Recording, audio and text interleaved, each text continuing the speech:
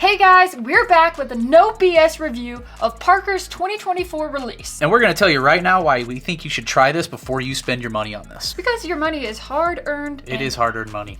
But before we get on to all that, we're just telling you right up front, this is a try before you buy. I want to tell you a little bit of information about this bottle. So this is the 18th edition of Parker's Heritage Collection. Consists of 14-year-old malt whiskey aged in the upper floors of Rickhouses O and Q, then barrels that were previously held cognac were reconstructed. And I can't read because it has a hole in it. With new heavy toast staves. Malt whiskey was then rebarreled in the reconstructed barrels and aged for almost 4 months, bottled at 107 proof without chill filtration. So that's Parker's Heritage 18th edition. And this one retails out at like $180. Yeah, it's like $175, $180, somewhere in that ballpark. So let's get into the actual review, the tasting notes. Here we go. On the nose, this is super, super unique. It is very unique. Oh, also, what's the proof on this? 107? 107 proof. It's got this like chocolatey, like fruity, like plummy kind of chocolatey. Yeah, I get a little bit of like dusty nut that you kind of get out of Heaven Hill. Mm-hmm. I get a little orange. Bit of raisin. Yeah, orange. Like dark chocolate covered oranges. Overall on the nose, it's good, but it's nothing like super crazy, nothing that you smell. And it doesn't smell malty. I like the nose of it. Mm-hmm. It's one of those, it's that straight Kentucky malt whiskey is going to turn a lot of people away from this. And that's why, again, this is a try before you buy. Because you may hate this if you don't like straight Kentucky malt whiskey.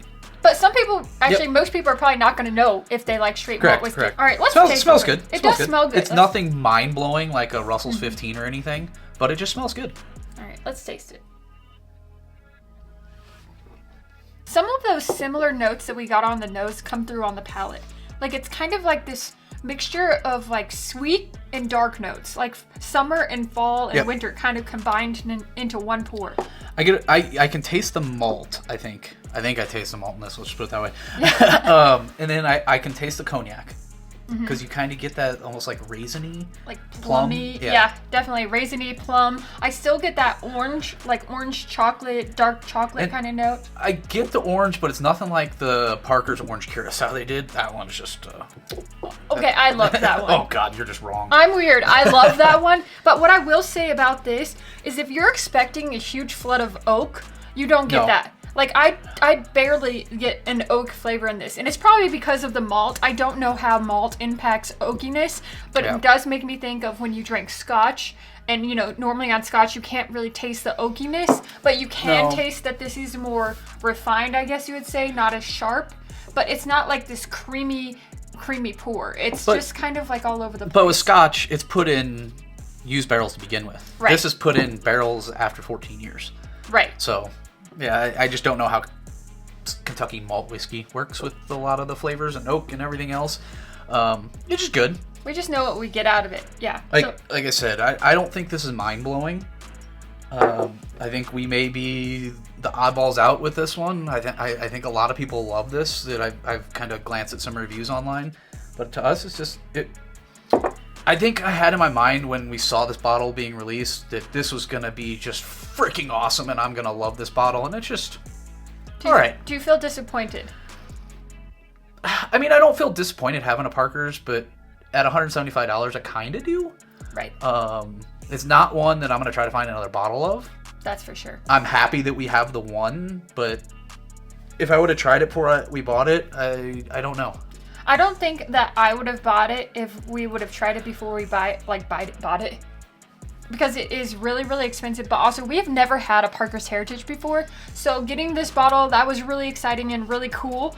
But it kind of fell below my expectations overall. Like when I think of Parker's Heritage, I think of something that is incredibly special and something that stands out above the rest. And that just didn't hit that mark. I think the double barrel is freaking awesome. And I don't like double barreled type stuff. I like was it the 10-year rye last year? I like that one. We didn't have bottle of it. We have a friend that has one, tried it.